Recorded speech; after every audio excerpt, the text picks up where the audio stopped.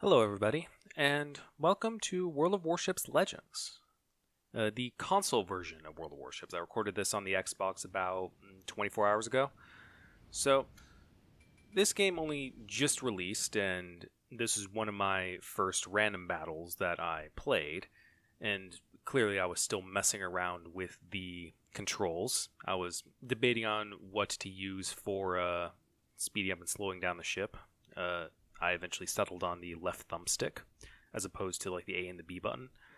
Anywho, this is the console version of World of Warships, and well, it's the same and yet it's very different from the PC version that we're all familiar with. To start off, well, the mechanics, sail around, shoot at stuff, and just how like consumables, ammunition, and all that stuff works is all the same. What's different though is, well, first off, the tiers of the ships. Like, what I'm sailing here, the Iwaki, it's a tier 3. It's supposed to be a tier 4. That's what I know it has. It's supposed to be a tier 4. Same thing with the Arkansas over there. It's tier 3 instead of a tier 4. But, side note, the reason I actually was raring to get this game was that I pre-ordered the $30 I guess was the premium pack or something like that, and it gave me access to both the Arkansas and the Iwaki, two ships that I was too late to the party to get when World of Warships on PC was in beta. So yay, have them on console, woohoo. And yeah, this game on Big Race is perhaps the best game that I had in the Iwaki. That was a win. Obviously, my first two games that were random battles were both losses where I finished top of the team. Getting right into the typical World of Warships matchmaking. First games in randoms that shit happens.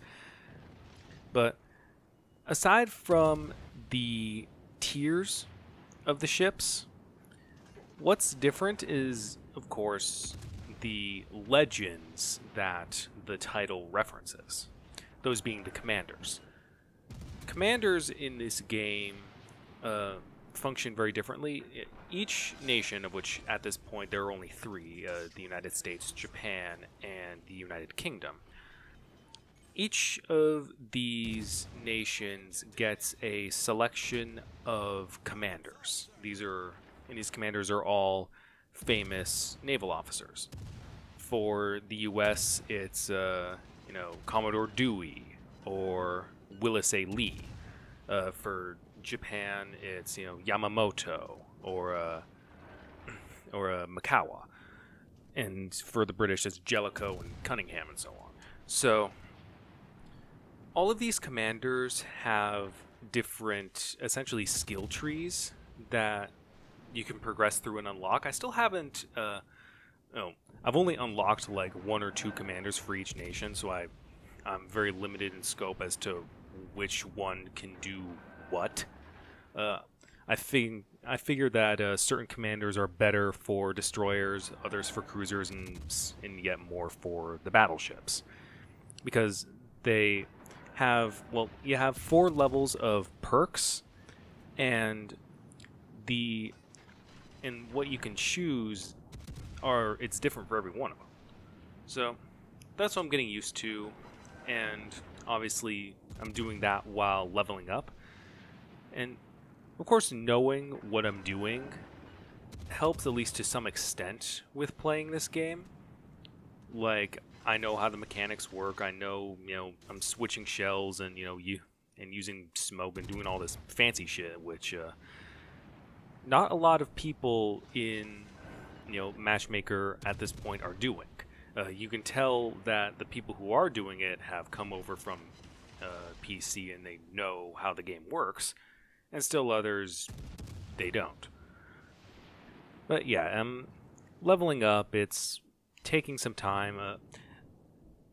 There are quite a few features that I thought were just absent from the game that it turns out I just need to level up in order to unlock.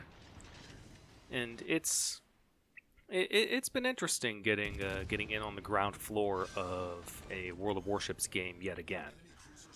So yeah, World of Warships Legends. Short little video, but with me talking about it. I'm expecting probably to play it a little bit more in the near future. I got some premium time out of that bundle that I bought, though it was not a lot. So I'll probably be playing it a lot in the very near future in order to take advantage of that and just get as high up the tiers as possible. Like, the tiers only go up to tier 7, and as with the PC version, there's quite a curve on the amount of money and resources you need to buy the ships and as well as level up the commanders. So I'm going to get as far into that as I can, and I'm also at the same time working on the new Funtage for PC World of Warships. Some Stalingrad. My clanmate Hell Shooter has a couple Des Moines games, which I'll probably include to some extent. And then, of course, there is the Torpedo Beat game mode. So, yes, tons of World of Warships coming, and after all of that is done, I have Metro Exodus just sitting here waiting to be played. So, I'm expecting probably to do a blind playthrough, essentially just play through the game, upload it onto YouTube, just in bits as I make my way through it. So, yeah, that's World of Warships Legends, and I guess that's an impromptu channel update as well. Thank you very much for watching, and I will talk to you later.